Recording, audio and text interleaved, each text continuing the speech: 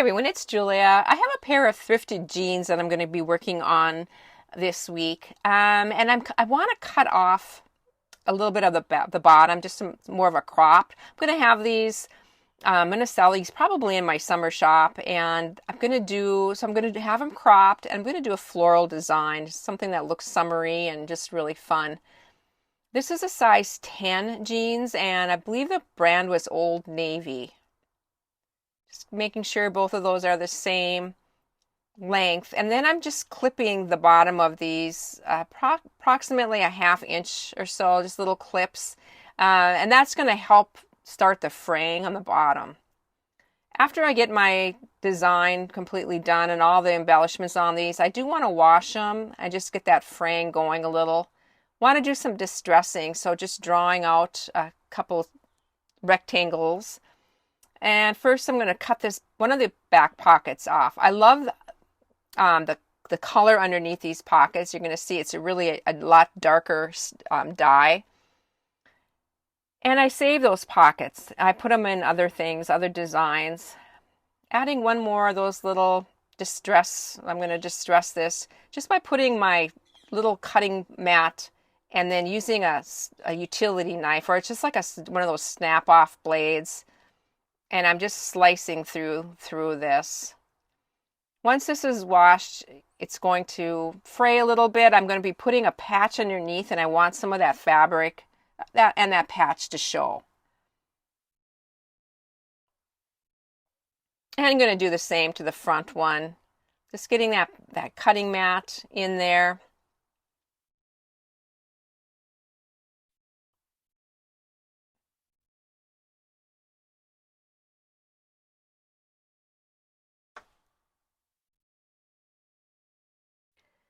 The fabric that I decided to go with on this is for the patch is this really pretty yellow maize color, and it has a honeycomb look to it. And then these beautiful floral motifs that I cut out of a fabric panel. So I'm going to put those on as well. Now for my patches, this is going to be underneath.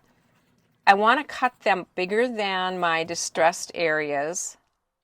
And then turn that pants so that they're inside out, and I'm just covering that. I'm going to pin it, and when I pin it, I'm going to pin right on the edges, because I'm going to sew this from the front, and I don't want to remove my pins, and I don't want to run over them with my sewing machine, so I'm just pinning on the edge, flipping around, and then I'm going to stitch these. Just right on that chalk line. I do have my open throat on, or I have my my open bed on my machine, so I was able to put that pants leg through that. And I'm just going to free motion this. I do have my feed dogs dropped, and I have my darning foot on, so I can go forwards and backwards, and I don't have to open up my side seams at all.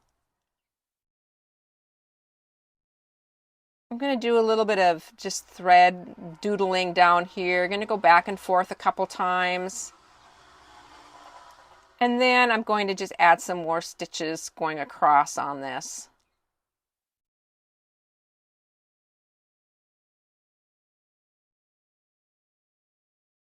And I did the same with the other one too. And you can kind of, that fabric, you can see through it a little bit, or see it somewhat through those little slices, that distressed area. Now to lay out those flowers. I'm thinking this is what I'm going to do with it. I'm also going to add a little bit of that fabric on the top in the pocket. And so to get these flowers on, again, I'm not going to open up the side seam at all. I'm first going to give them a spray with my 505 temporary basting spray. Just spraying the back of them lightly, and then I'm just going to be pressing those onto place. And then I'm just, again, I have my open bed on, and I'm going to just go around these. I just put that pants leg over that open arm, and my feed dogs are dropped, and I have my darning foot on. Now notice how I'm going over this seam right here. A darning foot allows you, it has a spring on it, and it does allow you to go over layers like that, or different thicknesses. And this is the foot I always use when I applique.